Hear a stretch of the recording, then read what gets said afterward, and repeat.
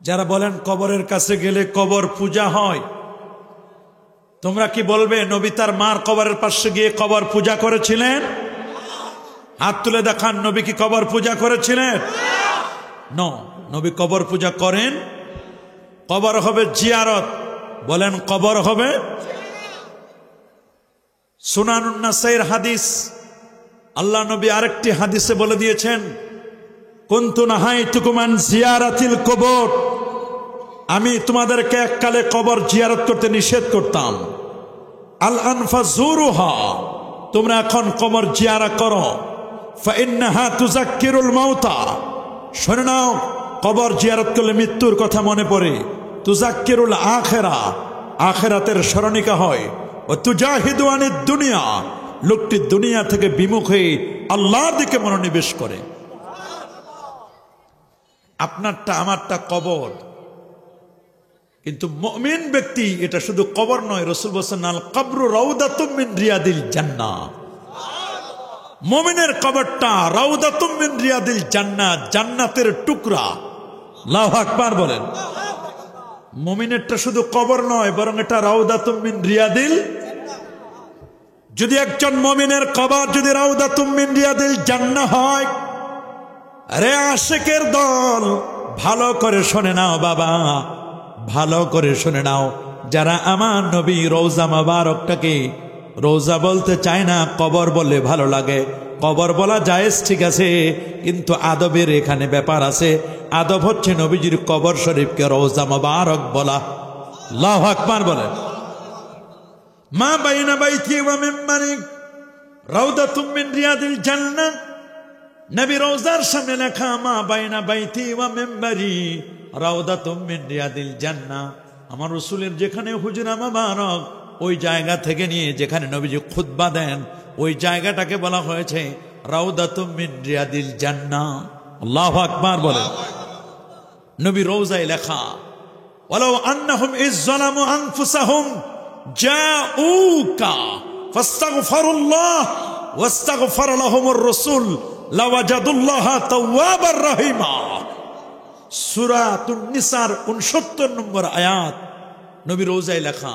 আর খুঁটিতে লেখা আছে সোনালী অক্ষরে, ইয়া খায়রা মান দুফিনাত বিল কায় আজমহু ফাতাবা মিন তিবিহিন্নাল কাউ ওয়াল আকামু নাফসিল ফিদাউ লিকবরিন আতা সাকিনুহু ওয়া ফীহিল জুদু ওয়া ফীহিল কারামু। আল্লাহু আকবার বলেন। নফসিল ফিদাউ লিকবরিন আনতা সাকিনুহু ফীহিল আফাফু ওয়া ফীহিল জুদু ওয়া ফীহিল কারামু। আল্লাহু আকবার। নবী, পৃথিবীর কোন মানুষ যদি কোনো অন্যায় করে, যদি কোনো পাপের কাজ করে, আপনার রওজার পাশে এসে আপনাকে উসিলা দিয়ে যদি কেউ দোয়া করে, মাপ চাই, আমার আল্লাহ ওয়াদা দিয়েছেন লাওয়াজাদুল্লাহা তাওয়াবার রহিমা। নবী গো, অবশ্যই আপনার উসিলা দিয়ে দোয়া করলে ও রব্বুল আলামিন তার দোয়াটাকে কবুল আর মঞ্জুর করে নেবেন। রাসূল বলেছেন আল কবরু আউয়ালু মানজিলিন মিন মানাজিলিল আখিরাহ, কবর হচ্ছে আখিরাতের মঞ্জিলগুলোর মধ্যে ফার্স্ট মঞ্জিল। সুবহানাল্লাহ বলেন। আমার নবী এমন, যিনি দুনিয়াতে চললে উপরের দিকে তাকালে আল্লাহর আরশের খবর বলে দিতে পারেন, আর জমিনে তাকালে সহিহ মুসলিমের বর্ণনা মাররা বিকবরাইন, নবীজি দুটো কবরের পাশ দিয়ে যাচ্ছিলেন, দুটো কবরের পাশ দিয়ে যাচ্ছিলেন। নবীজি বললেন দুই কবরে আযাব হচ্ছে। কি হচ্ছে? সাহাবায়ে কেরাম বলল, হুজুর এখানে কোনো কবর নাই। বলে তোমরা মুরব্বীদেরকে জিজ্ঞেস করো এখানে কবর ছিল। ঠিকই মুরব্বীরা বললো এখানে দুটো কবর ছিল। একজন লোক দুটার আযাব হচ্ছে, একজনের আযাব হচ্ছে কি কারণে? নামিমা, চগলখড়ি করতো, এর কথা ওর কাছে লাগাই দিত, এর কথা এর কাছে লাগাই দিত। এরকম চগলখোর আছে না সমাজের মধ্যে? চগলখোর আছে না? গীবতকারী আছে না? আল গীবাতু আসাদ্দু মিনাজ জিনা, জেনার চেয়েও চরম অপরাধ হচ্ছে গীবাত। সমাজের মধ্যে গীবাতটা এখন ঘিবাতের মতো চর্চা হচ্ছে। এমন কোন চায়ের দোকান নাই, চায়ের স্টল নাই যেখানে গীবত চলে না। গীবত সেন্টার চায়ের দোকানগুলো, কথা বলেন। রাসূল বলছেন আরেকজনের কবরে আযাব হচ্ছে উনি প্রস্রাব থেকে পূর্ণ পবিত্রতা অর্জন করতো না, গরু ছাগল চড়াইতো, পেশাব করতে যখন পেশাবের ছিটা গায়ে লাগতো। রাসূল বলেন ইস্তানজিহু আনিল বাউল, সহিহ হাদিস, তোমরা পেশাব থেকে পবিত্রতা অর্জন করো। ফাইন্না আম্মাতা আযাবিল কবরি মিনহু, অধিকাংশ কবরের আযাব এই প্রস্রাবের ছিটার কারণে হয়ে থাকে। নাউযুবিল্লাহ। তাহলে কবর দেখলেও সওয়াব, বলেন কবর দেখলেও কি? তাহলে কবরবাসীদের রুহের মাগফিরাত কামনায় একদল মানুষ মনে করে মানুষ মরে গেলে আর কোনো খবর থাকে না, কিন্তু ওলি আল্লাহ যারা, মুমিন যারা, তারা মরলেও তাদের পাওয়ার 70 গুণ বেড়ে যায়।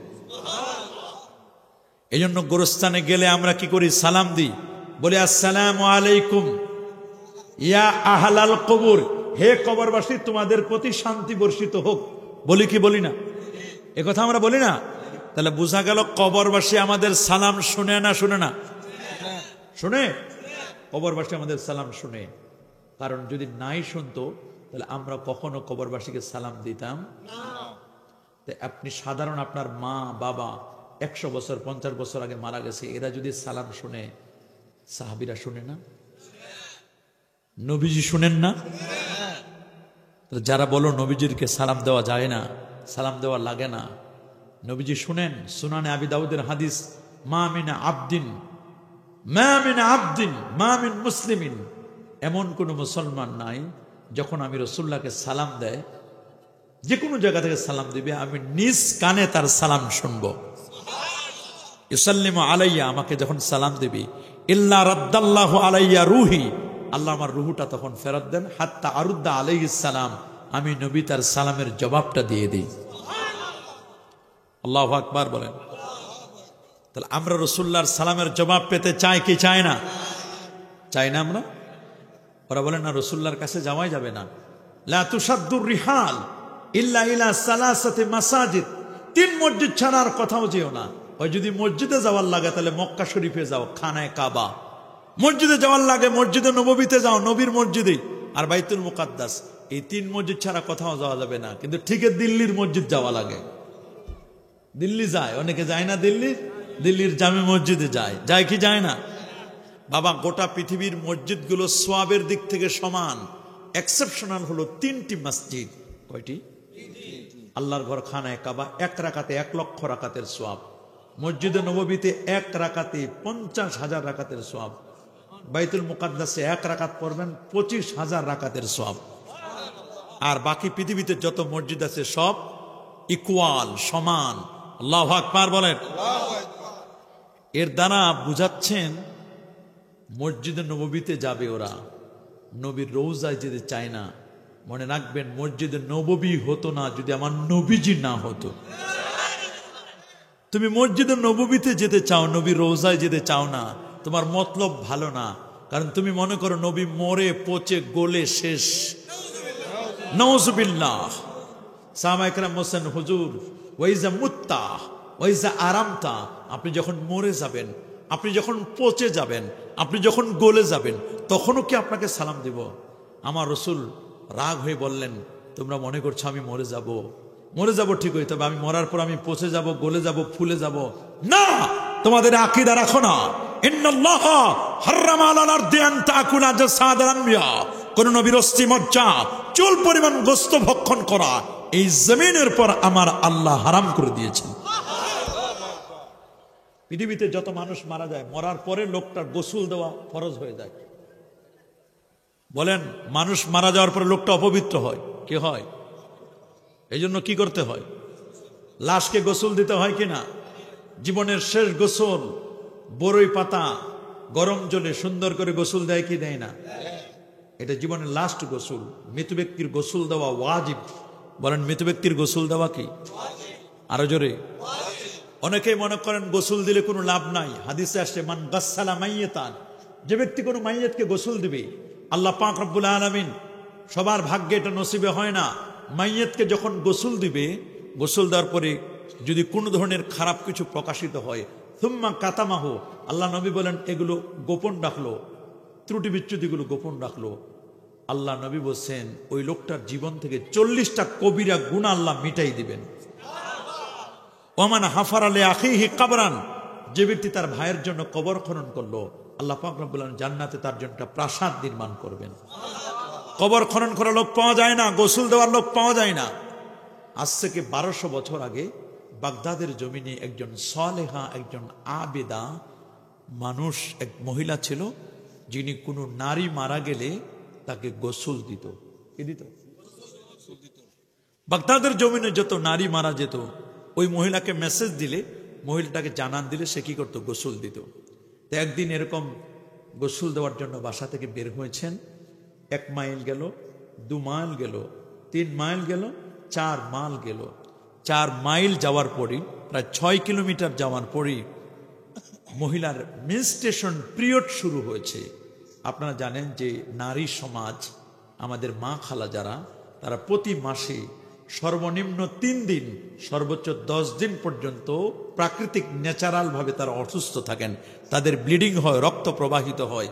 এটা ওই আমাদের মা হাওয়া আলাইহিস সালাতু ওয়াস সালাম, তিনি যে গন্ধম খেয়েছিলেন, এই জন্য আল্লাহ তাআলা পেটের ভিতরের যত নিষেধাজ্ঞা জিনিস ছিল সব নিজ দিয়ে বের হয়ে গেছিল। আল্লাহু আকবার বলেন। আল্লাহ তাআলা এটা নির্ধারণ করে দিয়েছেন। এই সময় শারীরিকভাবে মেয়েরা অসুস্থ থাকলে কোনো কাজে মন বসে না, স্বাভাবিকভাবে তারা অসুস্থ হয়, শরীর ম্যাচম্যাচ করে, শরীর ভালো লাগে না, এটা স্বাভাবিক। আল্লাহ তাআলা তাদেরকে এরকম সিস্টেম করে দিয়েছেন। আল্লাহু আকবার। এখন ওই মহিলার যখন পিরিয়ড শুরু হলো, তিনি চিন্তা করলেন, আমি যাচ্ছি একজন মহিলাকে জানাজার জন্য রেডি করে দিব, তাকে গোসল দিয়ে জানাজার জন্য পূর্ণ প্রস্তুত করে দেব। আল্লাহর সামনে লোকটিকে নিয়ে, মহিলাকে নিয়ে হাজির হবে। তা আমি নিজেই তো অপবিত্র, আমি অপবিত্র হয়ে আরেকজন লাশকে কিভাবে গোসল করব? নিজের মনের মধ্যে খটকা লাগলো। লাগে না এরকম? কথা বলেন, হতে পারে না? টেনশন করতে করতে করতে করতে পাশে একটি মাদ্রাসা ছিল, মাদ্রাসায় চলে গেলেন। মাদ্রাসায় গিয়ে 10 জন আলেমকে জিজ্ঞেস করলেন, কমপক্ষে কয়জন? ইসলামের নিয়ম, কোনো মাসআলা না জানলে জানতে হবে। কোরআন বলছে ফাসআলু আহলা যিকরি ইন কুনতুম লা তা'লামুন, যদি কোনো বিষয় তোমরা না জানো, অজানা বিষয়গুলো তোমরা জেনে নিবি। আল্লাহু আকবার। আল্লাহ নবীদের 1000 বছর আগে বলে দিয়েছেন, ইন্নাল্লাহা লা ইয়াকবিদুল ইলমা ইনতিজাআন, রব্বুল আলামিন এক চোটে ইলমকে উঠাই নেবেন না, ওয়ালাকিন ইয়াকবিদুল ইলমা বিকবজিল উলামা, বরং ইলমকে আল্লাহ উঠাই নেবেন বড় বড় আলেমদের ইন্তেকালের মাধ্যমে। দেশের আলেমরা আস্তে আস্তে করে বিদায় নেবেন, ইন্তেকাল করবেন। হাত্তা লাম ইউবকি আলেমান, সমাজের মধ্যে আর কোনো আলেম বাকি থাকবে না। ওয়াত্তাখাযান নাসু রুউসান জুহালা, মানুষগুলো তখন জাহেলদেরকে আলেম বানাবে, আলেম সাজবে। অনেকে আলেম সাজে, আলেম সাজলে হবে না, আলেম প্রকৃত আলেম হতে হবে। আল্লাহু আকবার। ফাসু এলো, আলেম যারা সাজবে ওদেরকে প্রশ্ন করা হবে, ওয়াফতা হবে গায়রে ইলমিন, তারা জ্ঞান ছাড়া, ইলম ছাড়া ফতোয়া দিবে। রেজাল্ট হবে এমন, দল্লু ওয়া আদাল্লু, নিজেরা যেমন গোমরাহ হবে, মানুষদেরকেও তেমন গোমরাহ করবে। আছে না সমাজে এখন? আলেমের অভাব, ইসলামী চিন্তাবিদের অভাব নাই। ইসলামী চিন্তাবিদের কি নাই? অভাব নাই। ইসলামিক স্কলারের অভাব নাই, কিন্তু হক্কানি আলেমের বড় অভাব। পীরের অভাব নাই, বাজারে মাঠে ময়দানে পীরের অভাব নাই, কিন্তু হক্কানি পীরের বড় অভাব। কিছু ভণ্ড পীর আছে, আছে না? নামাজ নাই, রোজা নাই, হজ নাই, যাকাত নাই, তরিকা নাই, তাসাউফ নাই, লিবাস নাই, পোশাক নাই, সিরাত নাই, সুরত নাই, আদব নাই, আখলাক নাই। আছে মদ, জুয়া, গাঁজা, আফিন, ইয়াবা, বাবা, হিরোইন, ফেন্সিডিল, একতারা, দোতারা, সেতারা, আউল, বাউল, ফাউল, নাচানাচি, ফালাফালি, দাফাদাফি, নারী পুরুষ অবাধ বিচরণ। আমার একজন আছে তসবিহ দেখাই দিয়ে বলা, আমি এখন তসবিহ নিয়ে আসি। পিরালিগিরি দেখায় মানুষকে। পিরালি দেখা নয়, পিরালি হচ্ছে তাকওয়া। রাসূল বলেছেন আত-তাকওয়া হা হুনা, আত-তাকওয়া হা হুনা, আত-তাকওয়া হা হুনা। তাকওয়া বান্দুদের দুই আঙ্গুল নিচে, এটা কলবের ব্যাপার, এটা দেখানোর জিনিস নয়। অলি হওয়ার জন্য বেশি চালান লাগে না। সূরা ইউনূসের 61 এবং 62 নম্বর আয়াতে রব্বুল আলামিন বলে দিয়েছেন, আলা ইন্না আউলিয়া আল্লাহি লা খাউফুন আলাইহিম ওয়ালা হুম ইয়াহজানুন। আল্লাহর ওলি যারা, দুনিয়াতে যেমন তাদের কোনো ভয় নাই, আখিরাতেও কোনো চিন্তা। ওলি কে হবেন? পীরকে আপনি আমি বললে হবে না। পীর আপনি আমি বললে হবে? আমি দাবি করলাম মুজাদ্দেদে জামান গাউসুল আজম কুতুবুল আকতাব, হাতে একটা তসবিহ নিয়ে দেখাইলাম মানুষকে, নিলাম একটা লাঠি, রং বেরঙের পোশাক, পাগড়ির বাহার, চেহারায় নুরানি ভাস। ওরে বাপরে বাপ, একেবারে খানদানি পীর। বলেন কি পীর? আরো জোরে। খানদানি লাগবে না পীর হওয়ার জন্য, এগুলো একটাও না। পীর হওয়ার চালানো হচ্ছে দুটো। ফার্স্ট চালানো হচ্ছে আল্লাযীনা আমানু, প্রথম চালানটার নাম ঈমান। বলেন প্রথম চালানের নাম কি? দুই নম্বর চালানের নাম আল্লাহ বলেন ওয়া কানু ইয়াত্তাকুন, দ্বিতীয় চালানটার নাম হলো তাকওয়া। প্যান্ডেল যদি না থাকে, গরু যদি জমায় না হয়, লক্ষ লক্ষ মানুষ যদি দরবারে জমা না হয়, যদি দেখো ওর ভিতরে ঈমান আছে আর তাকওয়া আছে, আকীদাটা আহলে সুন্নাহ ওয়াল জামাআহ, আর যদি লোকটি সুন্নতের পাবন্দী হয়, বুঝে নিবা তিনি হক্কানি পীর। আমার রাসূলকে জিজ্ঞেস করা হলো, মান হুমুল আউলিয়া ইয়া রাসূলুল্লাহ, হুজুর আল্লাহর ওলিকে? নবী বলেন আল্লাযীনা ইযা রুউ যুকিরাল্লাহ, যাকে দেখলে আল্লাহ এবং আল্লাহর রাসূলের কথা মনে পড়েন, তিনিই হচ্ছেন পীর। যাকে দেখলে আল্লাহ এবং আল্লাহ রসুলের কথা মনে পড়ে, তিনি হচ্ছেন আল্লাহর ওলি। সবাইরে দেখলে কি আল্লাহ আল্লাহ রসুলের কথা মনে পড়ে? আমার তো মনে পড়ে না। আল্লাহু আকবার। কিন্তু হক্কানি ওলি যারা, সোনাকান্দার হুজুরকে দেখেন, শর্ষিনার হুজুরকে দেখেন, জিকিরের হাল হয়ে যায়। আল্লাহু আকবার বলেন। হক্কানি পীর মাশায়েখ যারা, তাদেরকে দেখলে কলবে আলাদা হাল হয়, জিকির তৈরি হয়ে যায়। এখন তো জিকিরের নামে ভণ্ডামি চলে, বলেন না? অনেকে জিকির করে হুক্কুর হুক্কুর করে, আছে না এরকম? আবার জিকির করে টাকা ফেলে, এগুলো ভণ্ডামি জিকির। বলেন এগুলো কি জিকির? জোরে বলেন না, আরো জোরে। কোরআন বলছে ওয়াজকুর ইসমা রাব্বিক, তোমার রবের নামের জিকির করো। কার নামের? আমার রবের নাম কি? আফজালুজ যিকরে লা ইলাহা ইল্লাল্লাহ, সর্বোত্তম জিকির হচ্ছে লা ইলাহা ইল্লাল্লাহ। উদুল্লাহ আবিদুর রহমান, আল্লাহকে আল্লাহ নামে ডাকো, অথবা ইয়া রহমান নামে ডাকো, ইয়া রহিম নামে ডাকো। অমুক বাবা, তালা বাবা, জুলা বাবা, বস্তা বাবা, সালা বাবা, বাবার জিকির নয়, জিকির হবে আল্লাহ। এই জিকির হবে কার? হাত তুলে দেখো মুসলমান, জিকির হবে কার? নারায়ে তাকবীর, নারায়ে রিসালাত। ওলি আল্লাহ যেখানে, হক্কানি পীর মাশায়েখ যেখানে, কোন বাবার জিকির নয়। বলেন কোন বাবার জিকির? শালি বাবা, তালা বাবা, ঝান্ডা বাবা, ঝাড়ু বাবা, গরু বাবা আছে, লেংটা বাবা আছে। কথা বলে না কেন? কোন বাবার নামে জিকির হবে না, জিকির হবে কার নামের? যদি ইসলামিক স্টেট কায়েম হয়, রাষ্ট্রে যদি কোরআন এবং সুন্নাহ মোতাবেক চলে রাষ্ট্র, এই সমস্ত ভণ্ডদেরকে জমিনে নিঃশেষ করে দেওয়া হয়। আল্লাহ এবং আল্লাহ রাসূলের দুশমন। কথা বলেন, যারা বলেন সাবধান, যারা ভণ্ডামি করবেন, ভণ্ডদের জায়গা এই জমিনে নয়।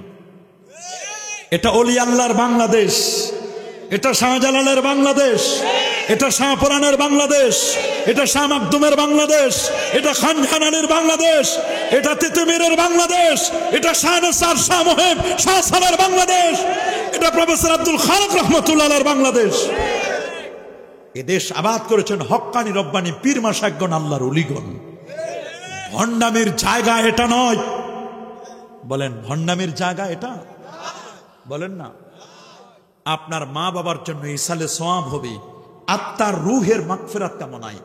আত্মা 5 প্রকার। বলেন কয় প্রকার? আরো জোরে। মানুষের আত্মাটা কয় প্রকার? পরেন নফসে আম্মারা, নফসে লাওয়ামা, নফসে মুতমাইন্না, নফসে মুহাদ্দাসা, নফসে মুলহামা। আল্লাহু আকবার। আত্মা কয় প্রকার?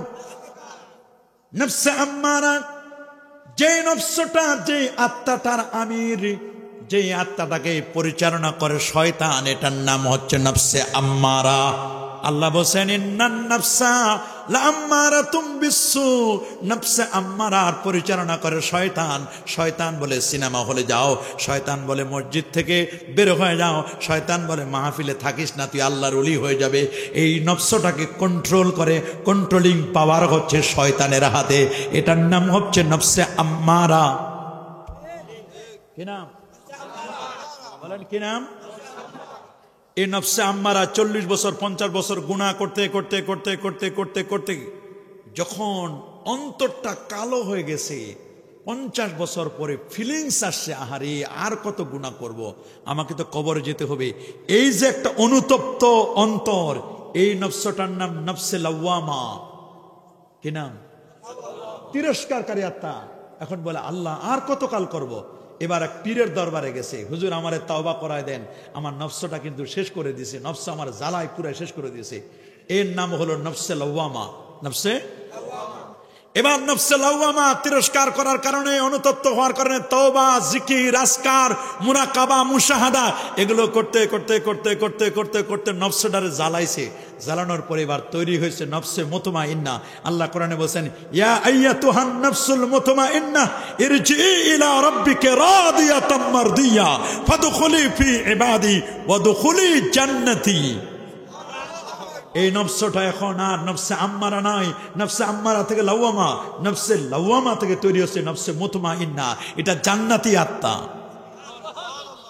এই নফসটা যখন নফসে মুতমাইন্না হবে, তখন এই নফসে মুতমাইন্না যখন এই জায়গায় দুলাল কান্দিতে বসে থাকবে, এখান থেকে 5,500 কিলোমিটার দূরে নবী রওজা মোবারক যখন ইয়া নবী বলবে, নবী আর দূরে না রে, তার চোখের সামনে নবী ভেসে উঠবে। দিল তো চায় না, দিলটা কায়নার মতো ক্রিস্টাল ক্লিয়ার তুমি বানাই দেবে। তোমার দিলটা তো সাফ হবে।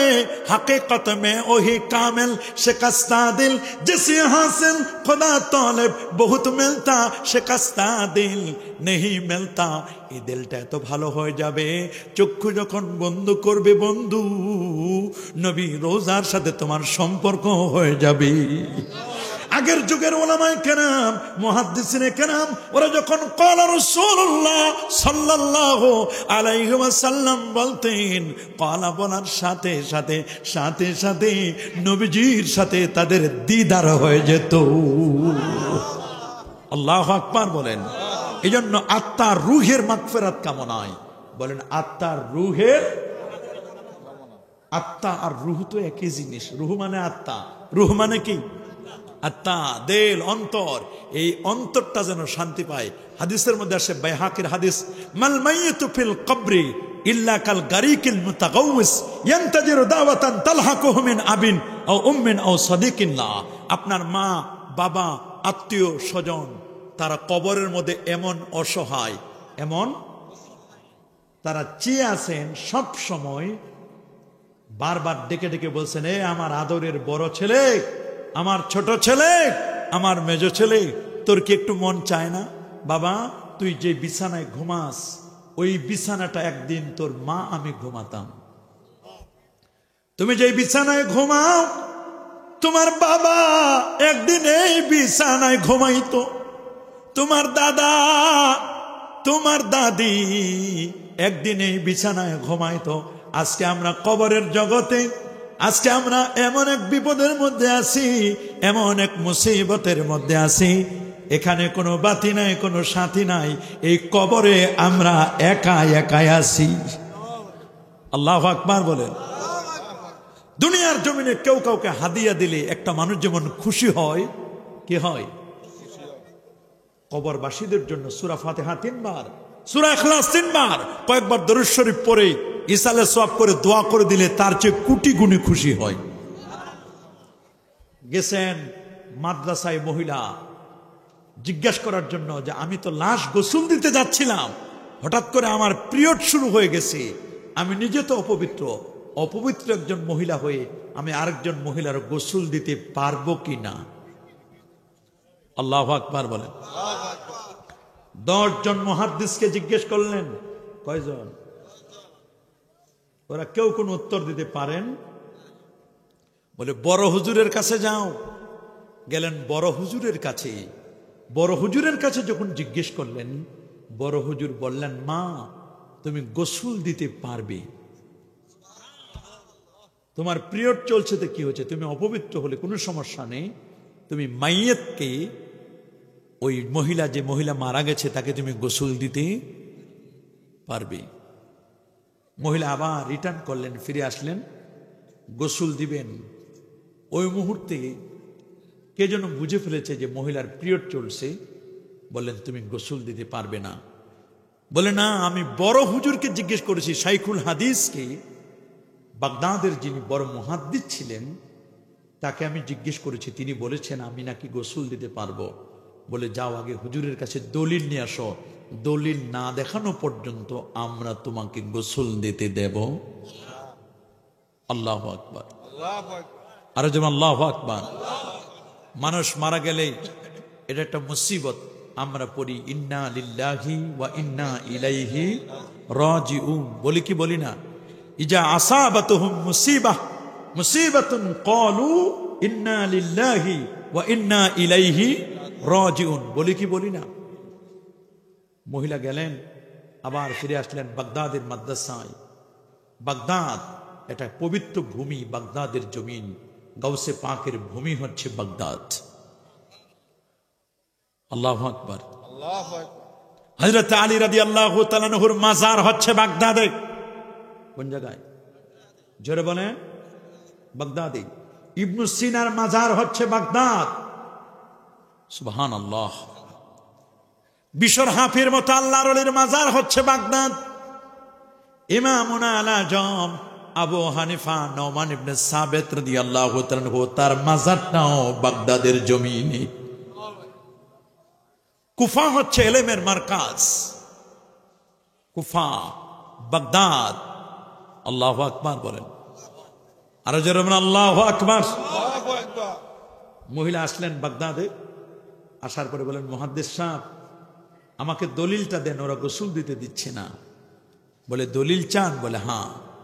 ছাত্রদেরকে বললেন, এই ছাত্ররা বুখারী শরীফ খোলো, বুখারী শরীফ থেকে তোমরা দলিল দাও, মাইয়াতকে গোসল দিতে পারবে কিনা কোনো পিরিয়ড চলাকালীন নারী, যে নারীর পিরিয়ড হচ্ছে, হায়েজা, হায়েজ প্রাপ্তা নারী, কোনো মাইয়াতকে গোসল দিতে পারবে কিনা, এই মাসআলাটা তোমরা বুখারী শরীফ থেকে বের করো। আল্লাহু আকবার। বুখারী কোরআন মাজিদ যেমন 30 পারা, বুখারী শরীফও 30 পারা। কত পারা? আমার রাসূল সাল্লাল্লাহু আলাইহি ওয়াসাল্লামের রওজা মুবারাকার পাশে গিয়েছেন ইমাম বুখারী। আবু আব্দুল্লাহ মুহাম্মদ ইবনে ইসমাইল ইবনে ইব্রাহিম ইবনে মুগীরা আল বারদিসবা আল জুফি আল ইয়ামানি আল বুখারী রাহিমাহুল বারী নবী রওজায় গিয়েছেন, যিনি 6 লক্ষ হাদিসের পণ্ডিত ছিলেন। কয় লাখ? 2 লক্ষ গায়রে সহিহ, 1 লক্ষ সহিহ, 3 লক্ষ হাদিস 2 ঠোঁটের মাঝখানে ঠোঁটস্থ ছিল। আসাহুল কুতুব বাদা কিতাবিল্লাহ তাহাতা আদিমিস সামা, খোলা আসমানের নিচে জমিনের উপরে যদি কোনো বিশুদ্ধ কোনো গ্রন্থ থাকে আল্লাহর কোরআনের পরে, সেই গ্রন্থটির নাম, কিতাবটির নাম হলো সহিহুল বুখারী। আল্লাহু আকবার। কয় পারা? ৭,২৭৫টি হাদিস। তিনি বলেছেন এক একটি হাদিস লিখবার আগেই ৭,২৭৫ বার আমি গোসল করেছি। এক একটা হাদিস লেখার আগে কি করেছেন? গোসল করেছেন। সুম্মা সাল্লাইতু রাকাতান, প্রত্যেক হাদিস লিখবার আগে আমি 2 রাকাত করে নামাজ আদায় করেছি। হিসাব করে দেখেন ৭,২৭৫, প্রায় 15,000 বার তিনি 15,000 রাকাত নামাজ পড়েছেন। সুম্মা ইস্তাখারতু, এরপরে আমি ইস্তেখারা করেছি।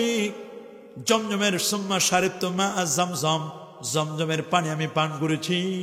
এরপর রাসূলুল্লাহকে জিজ্ঞেস করেছি, ইয়া রাসূলুল্লাহ এই হাদিসটি কি আপনার পক্ষ থেকে? যদি নবীর থেকে ইন্ডিকেট, ইশারা পেয়েছি দেন, তারপরে আমি এই হাদিসটি আমার বুখারীর মধ্যে স্থান দিয়েছি। আল্লাহু আকবার।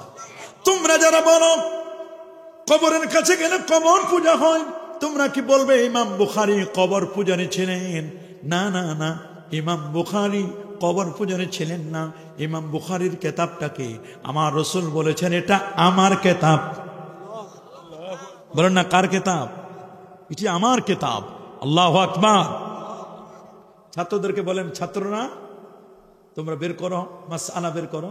ছাত্ররা বলেন, ওস্তাদ জীবন শেষ করে দিলাম, পাচ্ছি না। বলে ভালো করে পড়ো। বলে উপরে উপরে পড়লে হবে না, আলেমরা খালি উপরে উপরে পড়তে চায়। কথা বলেন, উপরে উপরে পড়লে দলিল পাওয়া যায় না। লিকুল্লি আয়াতিন যাহরুন ওয়া বাতনুন, প্রত্যেকটা জিনিসের একটা জাহের আছে, একটা বাতিন আছে। জাহের আছে। ছাত্ররা বলল পাই না তো। বলে তোমরা কিতাবুস সাওম খোঁজো, সাওমের অধ্যায়। বলে তা তো পাচ্ছি না। বলে তোমরা খোঁজো কিতাবুল সাওমের মধ্যে বাবুল ইতিকাফ, ইতিকাফের অধ্যায় খোঁজো। সুবহানাল্লাহ। ওরা তারপরও খুঁজে পাচ্ছে না। তো বললেন, বাবা তোমরা জ্ঞানী হতে পারো, তোমাদের একটা জিনিসের অভাব। খেয়াল করবেন, যাদের জ্ঞান আছে, যাদের নলেজ আছে, এক্সপিরিয়েন্স আছে, অনেক জ্ঞানী ইলিট পারসন, অনেক যুবক আছে জ্ঞানী, তাদেরকে দোয়া মোনাজাতের কথা বললে বলে এগুলো দরকার নাই। কবর জিয়ারতের কথা বললে বলে দরকার নাই। ওলি আল্লাহদের কথা বললে ভালো লাগে না, এগুলো মজা লাগে না, কারণ এগুলো উপরে উপরে পড়ছি, নিচের পর্যন্ত যায় নাই। কথা বলেন, যার জ্ঞান আছে, এলেম আছে, কিন্তু আদব নাই, মাহাব্বত নাই, নবীর প্রেম নাই, ভালোবাসা নাই, এরা হচ্ছে কেমন? ওরা হচ্ছে ওই গাড়ির মতো যে গাড়িটা ব্রেক ফেল করেছে। একটা গাড়ি নিঃসন্দেহ উপকার, নিঃসন্দেহে কি বলেন গাড়ি উপকার কিনা? এক জায়গা থেকে আরেক জায়গায় আমরা ট্রান্সপোর্ট করি, এক জায়গা থেকে আরেক জায়গায় আমরা যাই, নিঃসন্দেহে গাড়িগুলো উপকার কিনা? কিন্তু গাড়িটা যদি ব্রেক ফেল করে তখনও কি উপকার? বলেন, তার পিক আপ আছে কিন্তু ব্রেকটা ফেল করছে। পিক আপ দিলে মানুষকে উপরে উঠায়, উপরে তুলে, পিক আপ মানুষকে উপরে তুলে, এলেম মানুষকে উপরে উঠায়। কিন্তু এলেমের সাথে যদি হেলেম থাকে, আদব থাকে, এটা মানুষকে ব্লান্স করে, যে এত বেশি উপরে উঠাবে না, থাপ করে পড়ে যায়। অনেক বড় মুহাদ্দিস হতে পারো তুমি, এলেমের সাথে যদি তোমার আদব না থাকে, নবীর প্রেম না থাকে, তুমি যে কোনো সময় ছিটকে পড়ে যাবা। কথা বলেন, কথা বলেন। আর ছিটকে ওলি আল্লাহদের মনে রাখবেন, ঘুড়ি আকাশে উড়াই দিলে, এলেমের ঘুড়ি আকাশে উড়াও, কিন্তু রশি থাকে, লাটাই থাকে আল্লাহর ওলিদের হাতে। কাদের হাতে? আর আমাদের জীবনের লাটাই থাকে আমার আল্লাহর হাতে। কাগজে কাট কাট ঘুড়ি বানা কর উড়াতে হ্যায় আসমান মে, ঘুর বেচারা ক্যা করেগা রসি মাওলার হাতোं में। কাগজে কেটে কেটে তুমি ঘুড়ি বানাও, ঘুড়িটা বানানোর পরে আকাশে ওড়ায় দাও।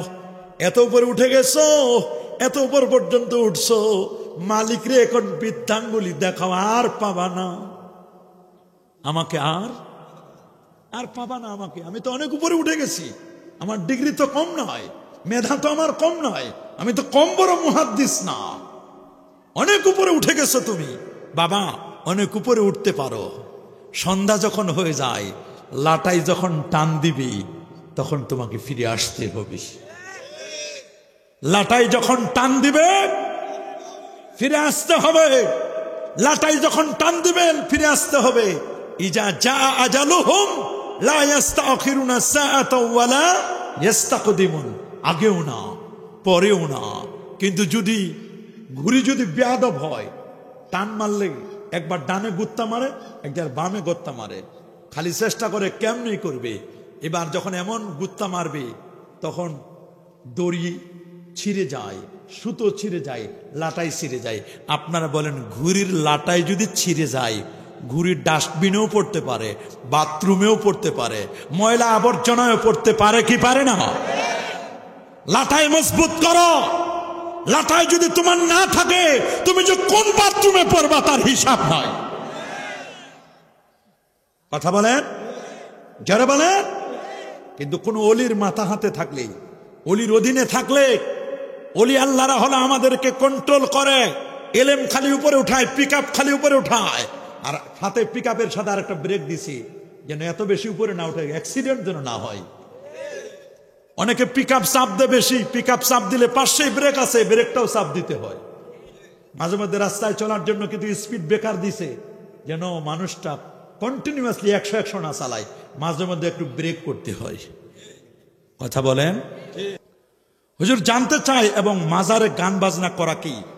গান, বাদ্য, ঢোল, তবলা এগুলো সম্পূর্ণরূপে হারাম। 4 ইমামের ফতোয়া, কি হানাফি, শাফি, মালিকি, হাম্বলি, 4 ইমামের ফতোয়া। ওয়ালাম আন্না ইস্তিমাআল গিনা ফিসকুন, গান শোনা ফাসিকি, ওয়াল জুলুসু ফিহা নিফাকুন, গানের মজলিসে বসা মুনাফিকি, ওয়া তালাজ্জুজু বিহা কুফরুন, গান শুনে নাচানাচি, ফালাফালি, গানের সাগরে হাবুডুবু খাওয়া, ওই গান যে গান কোরআন সুন্নাহ বিরোধী, মানুষের চরিত্র বিধ্বংসী গান, ঈমান হারা, বউ থাকলে তালাক হওয়ার সম্ভাবনা।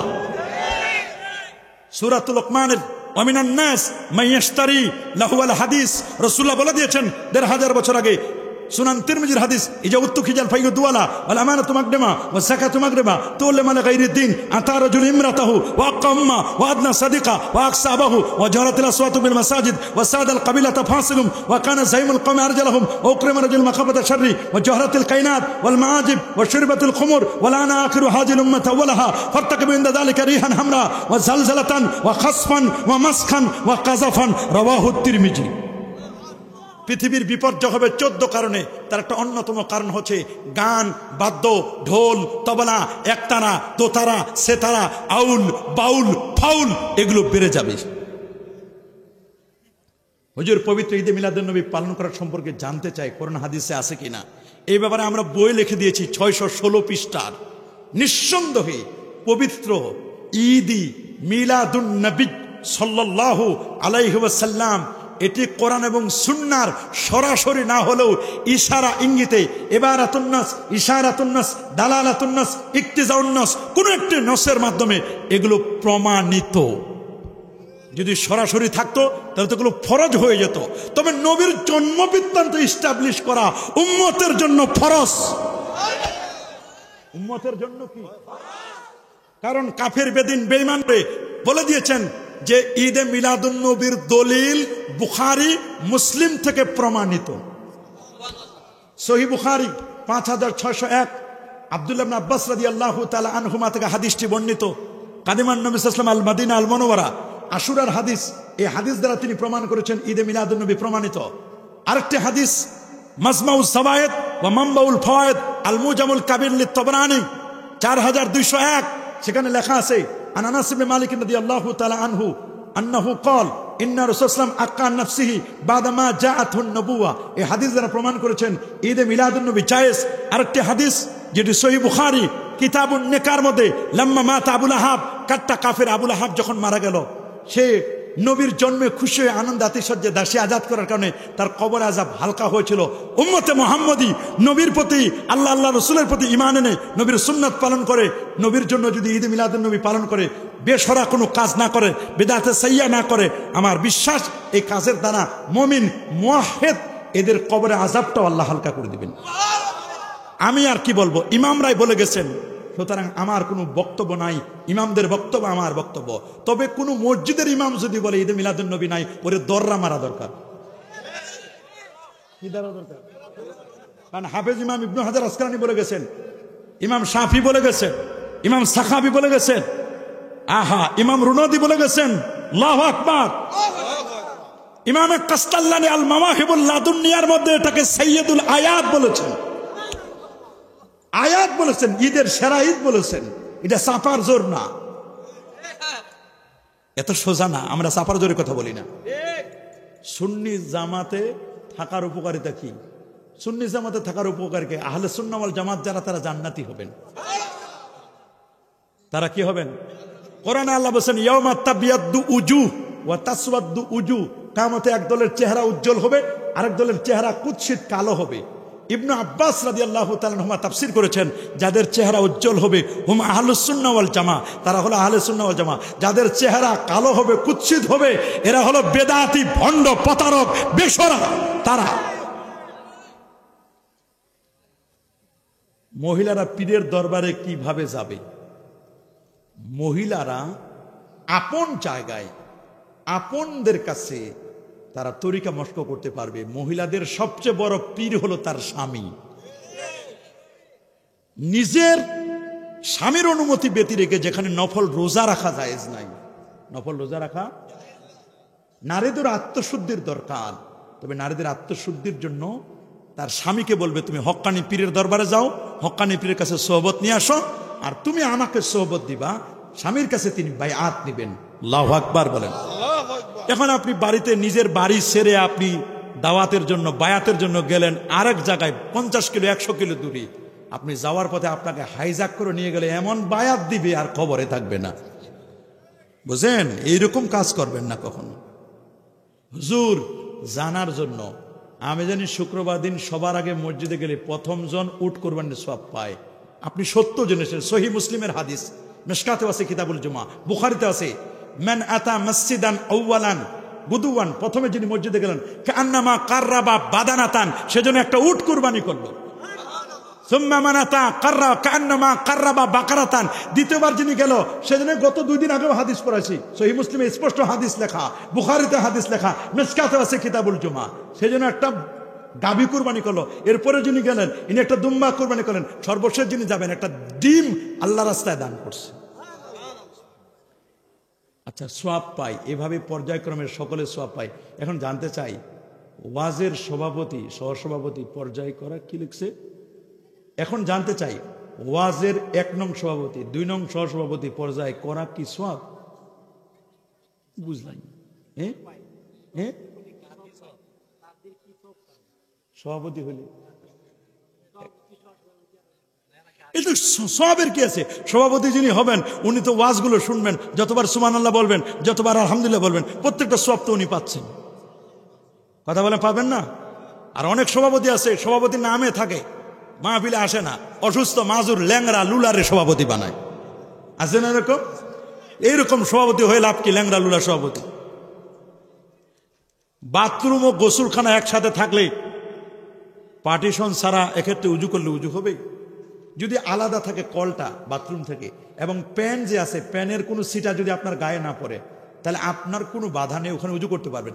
যদি মনে করেন যে কনজাস্টেড এরিয়া, জায়গাটা খুব শর্ট, অল্প জায়গা, প্যান আপনি উজু করলে প্যানের আপনার পানি প্যানে গিয়ে ওই প্যানের পানি আবার প্যান বলতে এইটা ওই কোমরটা, ওইটার পানি আপনার গায়ে সিটে আসবে, তাহলে মাঝখানে একটা কাপড় দিয়ে দিবেন। কি দিয়ে দিবেন? এখন অবশ্য আধুনিক যত টয়লেট হচ্ছে, বাথরুমগুলো হচ্ছে, সবগুলোতে ওইটা উঁচু করে রাখে, ওইটা আলাদা, এদিকে আলাদা। কথা বলেন ঠিক না? এগুলো আলাদা আলাদা করবেন। আর দিন না, আর দিন, অনেক রাত হয়ে গেছে, আর কি আরো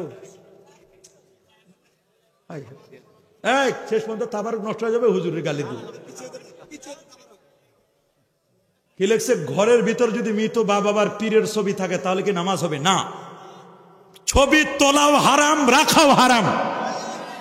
এই বিনা প্রয়োজনে ছবি তোলা হারাম। এই বিনা প্রয়োজনে ছবি তোলা কি? এটা একটা ভাইরাস রোগ পাইছে আলেমন আমাদের। হুজুর একটা ছবি তুলি, হুজুর একটা এ করি, এগুলো ভাইরাস। হারামটারে হারাম মনে করে না। এমন একটা সময় আসবে মানুষ হালালকে হারাম মনে করবে, হারামকে হালাল মনে করবে। হ্যাঁ, প্রয়োজনে আজ-জরুরাতু তুবিহুল মাহজুরাত হিসাবে, আজ-জরুরাতু তুবিহুল মাহজুরাত, প্রয়োজনে ছবি তোলা যাবে। বিদেশে যাবেন, হজ করবেন, পাসপোর্ট করবেন, প্রয়োজন। আর লাইভ এটা জায়েজ আছে, ওলামা একরাম বলেছেন লাইভটা জায়েজ, কারণ স্বাভাবিক যেটা আর এটাও একই, সেম টু সেম। একটা মানুষকে এমনি আপনাকে দেখলাম, আয়নায় দেখা যেমন সরাসরি দেখা সমান না, এটা কোনো বিকৃতি হল না। নিষেধ যেটা করা হয়েছে অঙ্কন করা। যদি কেউ ছবি অঙ্কন করে, আল্লাহ কিয়ামতের দিন বলবে তুমি এটা ছবি অঙ্কন করছো, এটার মধ্যে জীবন দাও। তখন তো জীবন দিতে পারবে না, তখন পিছন দিয়ে লাল সুতা বাইর হবে। কথা বলেন, জোরে বলেন। ছবিকে তাজিম করা যাবে না। বলেন, ছবিকে তাজিম করা যাবে। মৃত মা বাবাকে যদি বেশি বেশি স্বপ্নে দেখি তাহলে কি করতে হবে? মা বাবার জন্য একটু মিলাদ দেন, গরিব দুঃখীরকে খাওয়াই দেন। ফরজ গোসলের আগে কি সংসারের কাজকর্ম করা যাবে? যতদূর সম্ভব দ্রুত ফরজ গোসলটা সেরে নেবেন, যে কোনো সময় আপনার মৃত্যু তো চলে আসতে পারে। কি লিখছে? হুজুর, নামাজের মধ্যে দাঁড়ালে মনের অনেক কিছু চিন্তা ভাবনা আসে, চোখে অনেক কিছু ভাসে, আমার নামাজ কি সহি হবে? নামাজ আপনি পড়তে থাকেন, নামাজ, তবে নামাজ পড়তে থাকবেন ঠিক, নামাজের মধ্যে খুশু খুদু আনার জন্য আপনাকে জিকির করতে হবে, তওবা করতে হবে, পীরের হাতে বায়াত নেওয়া আপনার জন্য ফরজ হবে, তাজকে নফস আত্মশুদ্ধি অর্জন করতে হবে আপনাকে। তাহলে আপনার দিলটা সাফ। ব্যাস কয় দাও কয়টা কষ্ট দেখছেন কারবার, হাই হাই দেহ ও আরো উস্কাই দিতেছে। এই 3টা বাজে গেছে, ওই যে সব দিছি। নাই নাই নাই, শেষ নাই। কি মহিলাদের কবরে ইস্তেঞ্জা করা জায়েজ কিনা? কবরে নাহা রাসূলুল্লাহ সাল্লাল্লাহু আলাইহি ওয়াসাল্লাম ইয়াজলিসা আলাল কবর, নবী কবরে বসতে নিষেধ করেছেন। কবরে বসতে, যেখানে কবরে বসা নিষেধ সেখানে ইস্তেঞ্জা করবে মহিলার কবরে, এটা তো কবিরা গুনাহ। নাউজুবিল্লাহ। কবরে বসা যাবে নাকি? কবরে পারা যাবে নাকি? না না না, এগুলো কাজ করবেন না। আল্লাহ সবাইকে কবুল করুন। সকলে সূরা ফাতিহা পড়ুন 3 বার, সূরা ইখলাস 3 বার, কয়েকবার দুরূদ শরীফ পড়ুন। যারা দাঁড়িয়ে আছেন মেহেরবানি করে সকলে বসে যান। এই কাতার রাদিম ভাই, এই কাতারটা করব নাকি? কাতারটা করে দেখ দাও, কাতারটা করে দিলে মেহেরবানি করে দাঁড়িয়ে একটু কাতারগুলো সোজা করেন। দাঁড়ান বাবা, তাবারুকে দায়িত্বে যাচ্ছেন, দ্রুত তাবারুক নিয়ে আসেন।